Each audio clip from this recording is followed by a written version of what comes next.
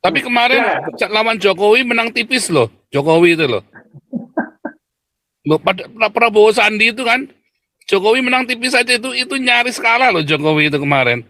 Saya kok optimis ini kalau Prabowo sama Sandi lagi, asal duitnya ada, ya bisa bisa menang ini kalau apalagi lawan cuma Ganjar. Kemarin Jokowi berat ya, karena Jokowi kan dari media darling kan, dari wali kota, gubernur langsung kan. Kalau Ganjar kan nggak media darling kan. Ya lah. Soalnya ada kemungkinan Pak Paul, soalnya apa? Soalnya gara-gara U20 itu si PDI habis deh ceritanya. Habis. Mungkin itu Ganjar itu habis gara-gara U20 kemarin. Iya Pak Ferdinand. Tidak semuanya suka politik, tapi ini buat informasi aja. Kira-kira diurut ya. Kalau jadi bupati di Jawa, bupati di Jawa ini kira-kira biayanya berapa tuh kalau mau jadi bupati? Total semua habis, dari promosi, ubah rampai sampai kampanye semua. Kalau yang paling mudah itu sekarang menghitung kebutuhan seorang kandidat menjadi bupati atau apa. Pertama harus kita hitung dulu jumlah pemilihnya. Ya, itu yang pertama. Yang kedua, rata-rata kalikan sekarang 250.000. Ya, dari jumlah pemilih. Kemudian tambahkan lagi 40% dari situ untuk biaya. Dia tidak akan bisa menjadi menteri karena tujuannya apa? Ya memang untuk mengejar bagi-bagi di situ semua. Jadi penguasa tidak usah munafik dalam hal itu atau membantah segala macam. Tujuan orang berpolitik ya dua tadi, kekuasaan dan kekayaan. Kalau sudah berkuasa pasti kaya. Makanya berani mengeluarkan modal yang cukup besar. Tidak akan ada orang berani mengeluarkan modal besar kalau tidak untuk mengambilnya kembali dan mengambil untung. Itu yang terjadi Pak Andi di negara kita. Multipartai ini memang sangat buruk sekali. Gitu. Silakan Pak Paul. Pak, kemarin Bang Sandi siapa sampai ke Bang Sandi? Siapa itu Sandi siapa namanya Sandi ya? Sandi Uno. Sandi Uno itu katanya habis 50 triliun. Tapi katanya bisa balik modal, bahkan sahamnya naik loh, Pak. Paul. Luar biasa ini ya. Sebentar, ini langsung aja Amerika nih. Andi USA silakan. Wow, selamat pagi, siang, malam. Mana nih si ganteng nih fotonya nih? Mau ketemu orangnya? Iya dong. Ini Bang Ferdinand aja udah masa kalah ganteng sama Bang Ferdinand. Tunggu. Jangan-jangan masih di pantai pijat lagi? Enggak. Ya. Ini lagi di pantai. Ini lagi dipakai Warrior, kemarin kalah kita ngelawan Lakers. Wah, nggak benar itu. Itu duitnya kurang banyak itu.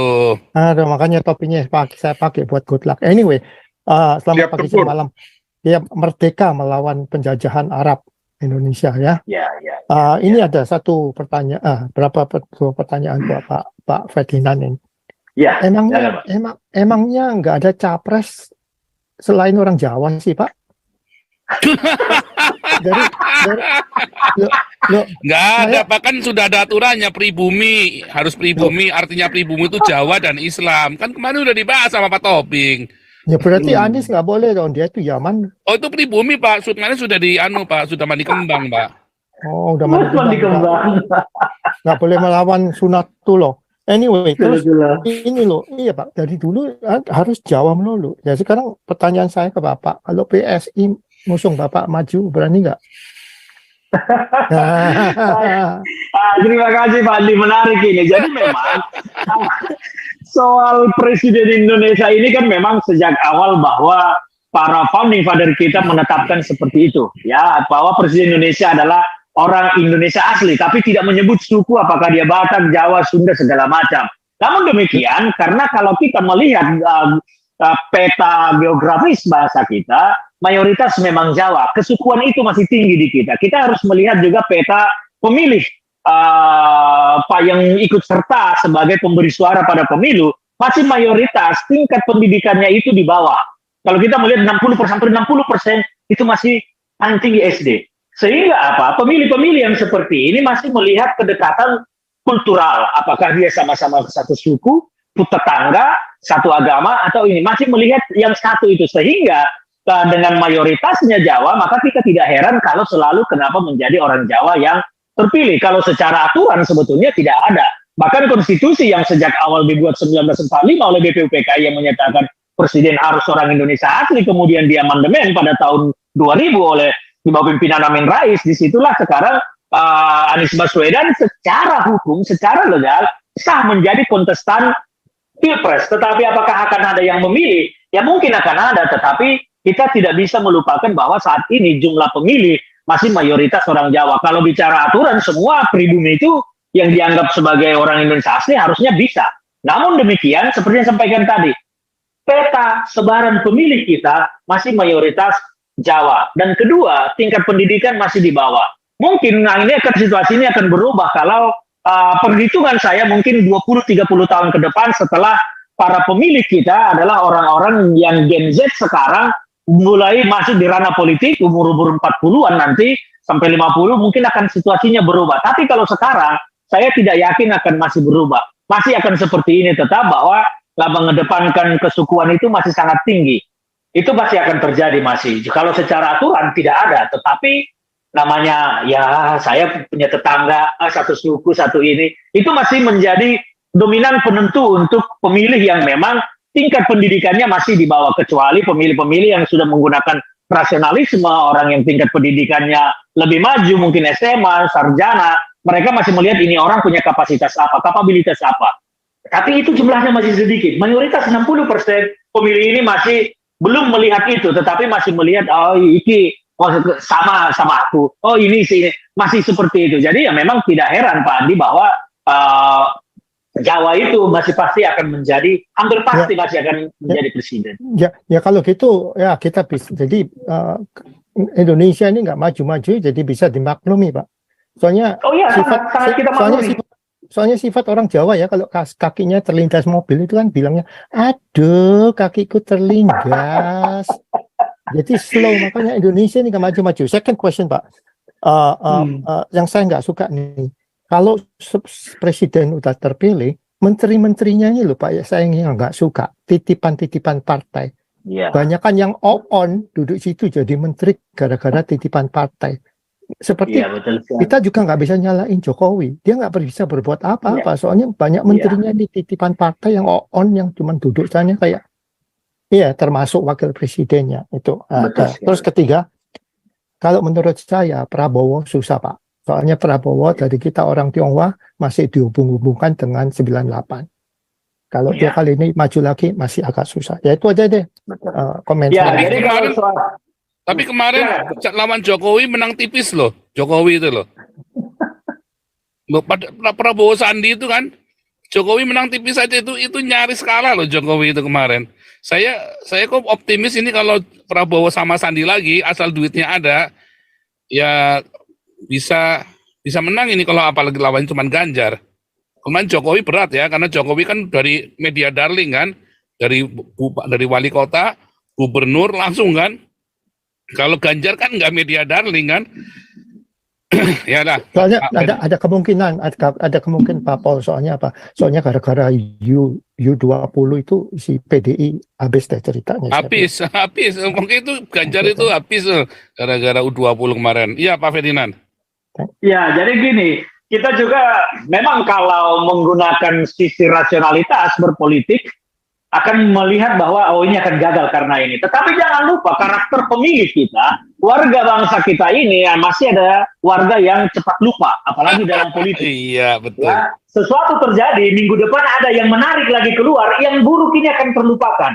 Itu yang masih menjadi tipikal pemilih kita. Jadi kalau satu lagi sama Pak Andi tadi, soal menteri-menteri segala macam, inilah memang buruknya negara, sebuah negara yang multipartai seperti kita. Akhirnya apa? Partai-partai politik ini akan berlomba-lomba menang atau menempatkan perwakilannya di kekuasaan. Kalau sudah masuk politik, dalam partai politik, dalam mengejar kekuasaan itu hanya dua tujuannya, kekuasaan dan kekayaan. Di luar itu tidak ada. Jadi semua kita tidak akan melihat orang-orang cerdas duduk menjadi menteri. Kenapa? Karena kalau orang cerdas duduk jadi menteri, dia hanya akan bekerja.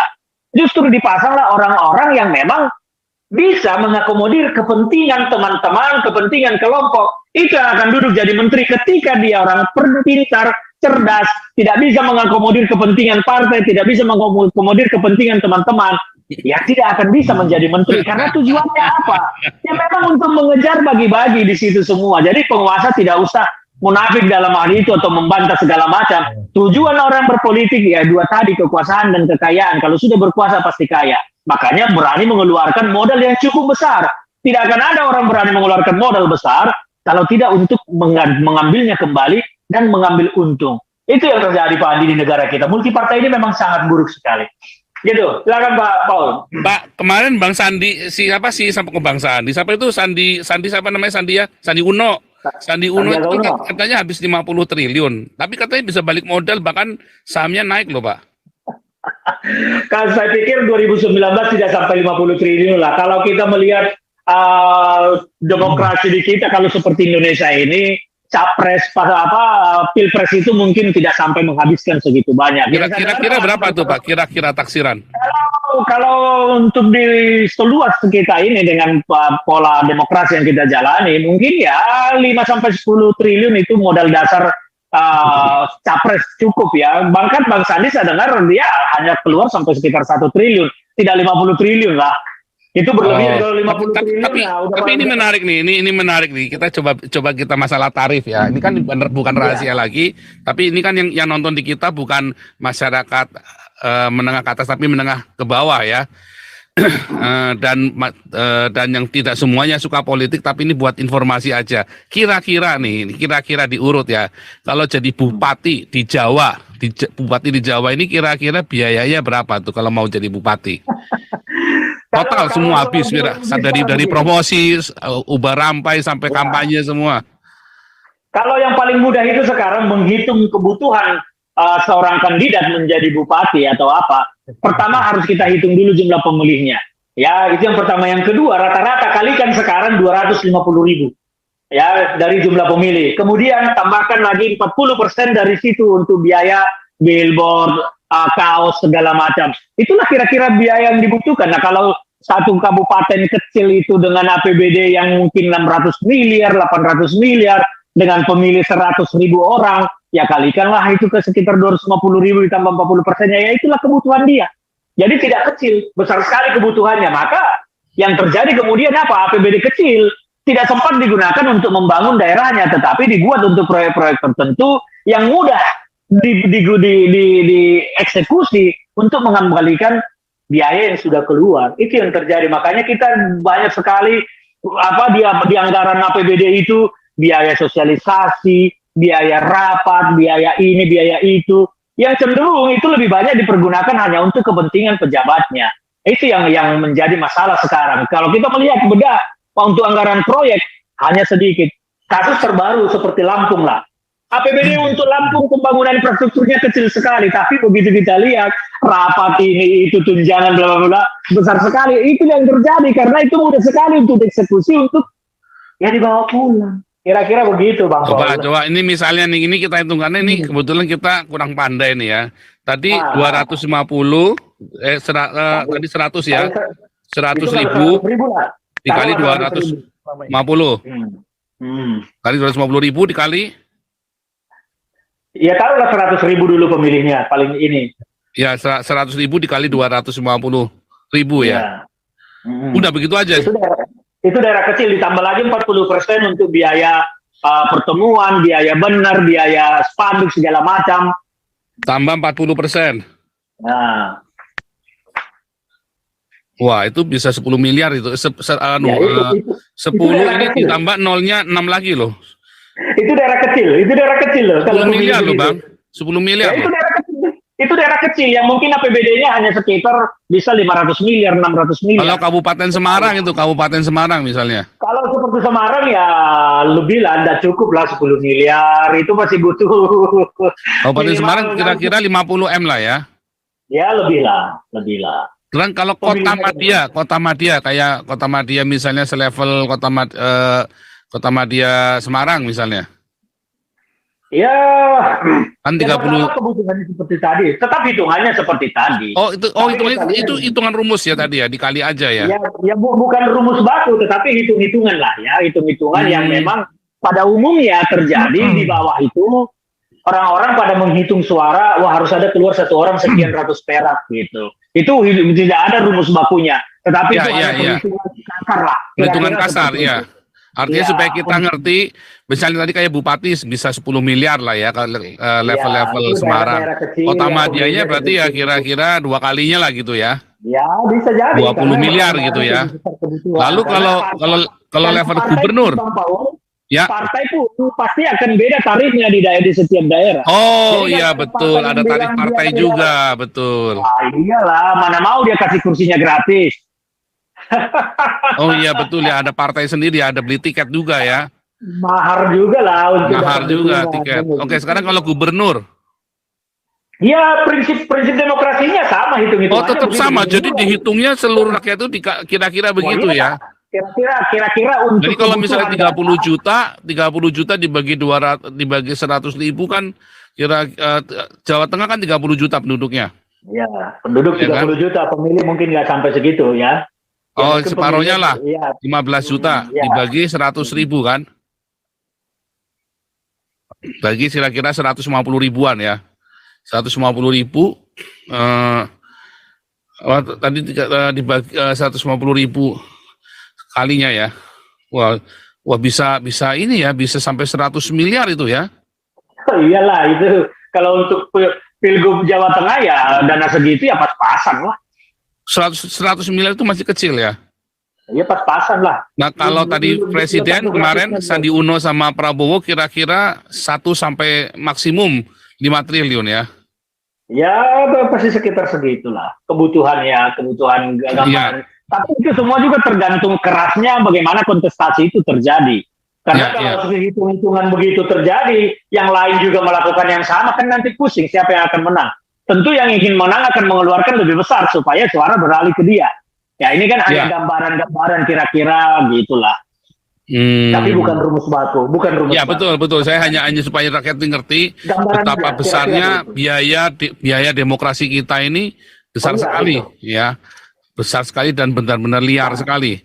Itu tadi itu hanya hitungan. Sekarang seperti pilpres nih nanti Pak Paul. Kalau pilpres sampai 2 putaran, maka akan keluar biaya sangat besar. Nah, KPU sudah mengeluarkan statement ketika pilpres nanti hanya satu putaran, maka kita akan menghemat sekitar 17 triliun. Tapi kalau dua kali putaran, juga akan keluar lagi biaya besar. Nah, itulah mahalnya demokrasi kita. Itu baru biaya resmi KPU. Belum lagi biaya yang keluar dari tim sukses, dari pasangan, bla bla segala macam. Jadi ya itulah yang terjadi realita demokrasi kita sekarang. Wah, itu semua padahal kalau buat pembangunan pendidikan aja kita fokus gitu ya. Ngeri ya. Oh iya sangat, apalagi ini kan kita akan melaksanakan pemilu setelah pilpres. Akan ada pileg bersamaan juga dengan pilkada. Pilkada serentak seluruh kabupaten kota di Indonesia. Bayangkan berapa banyak uang yang akan terbuang. Apalagi nanti kalau ternyata juga pilkada-pilkada ini akan mengalami 2 putaran pemilihan. Akan sangat banyak luar biasa uang yang akan keluar. Makanya kenapa kemarin timbul opsi-opsi dari beberapa tokoh menyatakan sudahlah tunda dululah pemilu. Karena supaya uang ini bisa kita pergunakan lebih bermanfaat. Itulah dasarnya kenapa sampai ada opsi-opsi itu. Kira-kira karena melihat angkanya. Kalau Bang Ferdinand sendiri kemarin kalau misalnya terjadi penundaan pemilu misalnya nih 2 tahun, setahun ditunda, berdampak nggak? Kalau berdampak tentu kita lihat ya arah begini kan pemimpinnya nanti akan menempatkan dana ini di mana. Tapi kalau penempatan dananya juga tidak benar ya tentu tidak berdampak. Tapi kalau dana itu benar-benar ditempatkan untuk membangun sesuatu secara nyata dan real, itu menurut saya akan berdampak. Kira-kira begitu. Oke, Robert Mapengkang, Amerika. Kau bilang kau menang debat, lawan domba yang sesat. Kau bilang banyak yang tobat.